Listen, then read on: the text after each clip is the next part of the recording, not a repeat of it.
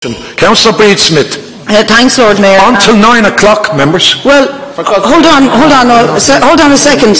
You told me not so long ago I'd get 3 minutes, and the seconder, Councillor John Lyon, would get equal time. That gives you 6 minutes. And that's in order. Sorry? That is in order, Yeah?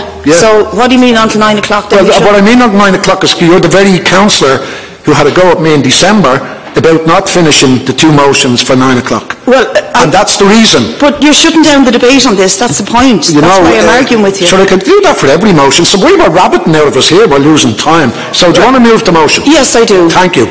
Yes, I do want to move the motion. Thank you. Then move the motion. I don't want to see the Lord Mayor cut the debate. No, well, look, the Lord Mayor, the Lord Mayor will decide. The Lord Mayor is the chair of the meeting, and I think I've been more than fair at every meeting with everybody. So let's not rock boats. Okay, I'm not rocking your boat.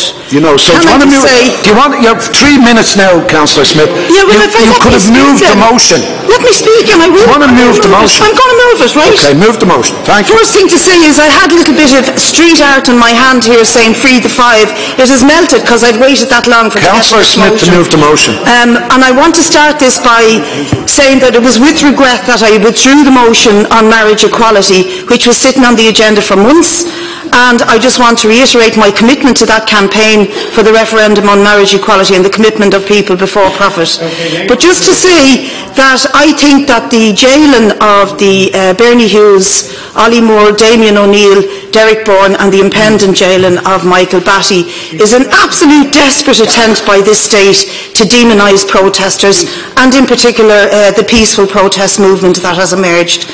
And that's why I put this on the agenda, and also bearing in mind that there was a lull in the campaign against the water charges over the Christmas and New Year period, which gave the state an opportunity to go after people who were protesting in this way, to put them in jail, and then to pursue a policy of political policing across many housing estates. So there's serious issues being raised in this discussion and in this debate.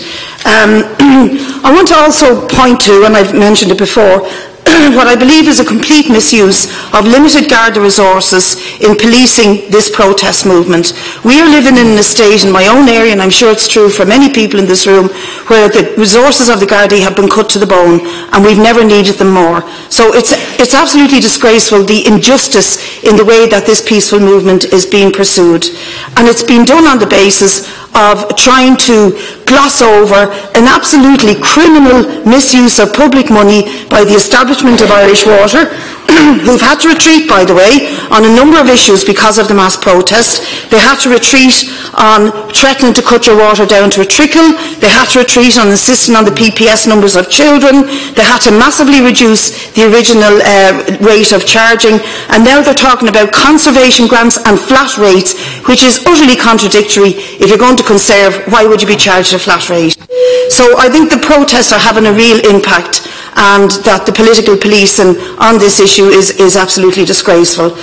There is a lot of money, good, useful public money, being spent on the establishment of Irish Water.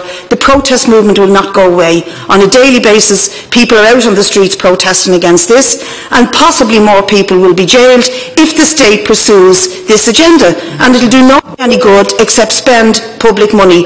You know, having been in prison for protesting, I know, having been in prison for protesting, that tens of thousands of public money are spent on keeping people locked up for absolutely no reason.